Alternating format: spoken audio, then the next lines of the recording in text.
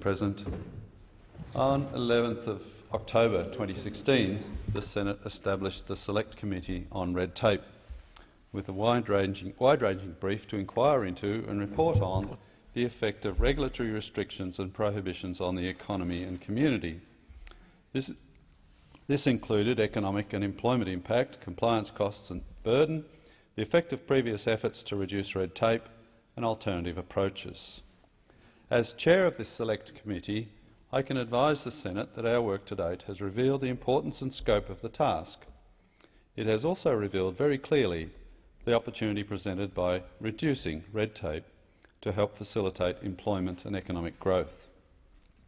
Pursuant to this, I wish to provide senators with an outline of the recent report of the committee on its inquiry into the effect of red tape on tobacco retailing. The committee looked at tobacco regulation from all perspectives, including the impact of the National Drug Strategy, the National Tobacco Strategy and the World Health Organisation Framework Convention on Tobacco Control, to which Australia subscribes. All of these seek to control and minimise use of tobacco. The committee heard about the serious adverse impacts of plain packaging laws and display bans on retailing.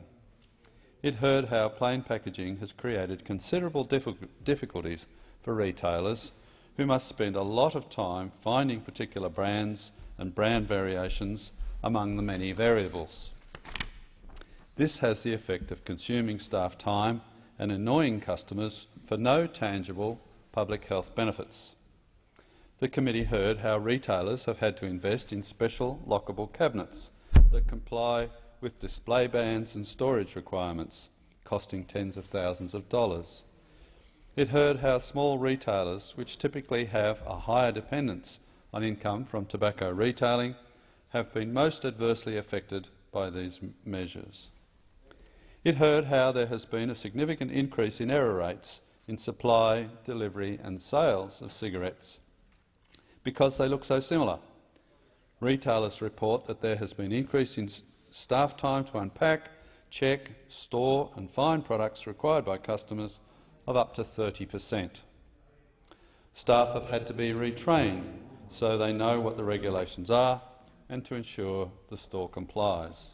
And of course, all this costs time and money for which there is no payoff in terms of additional sales, margins or public health benefits. What the committee also heard was how efforts to discourage consumption by making tobacco less affordable are having limited effectiveness at minimising use, but are resulting in increasing rates of tobacco theft and sales of illicit products. This is hardly surprising, considering tobacco is an addictive product and therefore, like illegal drugs which sell for exorbitant prices, tobacco sales are not as easily influenced by price signalling as would be the case with a non-addictive product. To enforce the Plain Packaging Act, the Health Department is empowered to employ punitive measures up to and including civil and criminal penalties. But these measures are directed at legal products and retailers. Those who sell illicit tobacco products have little to fear. The committee recognised that the consumption and retail sale of tobacco products both remain lawful activities. Thousands of jobs continue to depend on the importation, distribution and retail sale of tobacco. Those involved in the sale of lawful products are law-abiding citizens who pay their taxes and are entitled to have their commercial efforts respected. The National Retail Association and MGA independent retailers expressed their concerns at the regulatory burden placed on their members who sold tobacco products, expressing the complaint that it was a bit like they were in the business of compliance with a little bit of retailing on the side. The Australian Lottery and Newsagents Association also expressed concern that excessive regulations not only were unfairly burdensome to retailers, but exposed employees to risk through inadvertent non-compliance.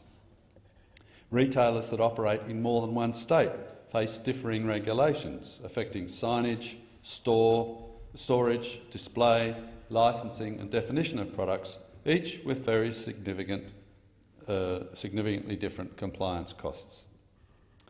The committee considered the massive regulatory burden generated by public health concerns and found that it created a major impediment to lawful commerce and job creation, with questionable benefit in limiting tobacco consumption. Rather, over-regulation was found to be damaging lawful businesses and causing a shift in sales from legal, tax-generating retail to illegal importation and black market activity by organised crime in much the same way as prohibition of alcohol and drugs helped establish organised crime in the US.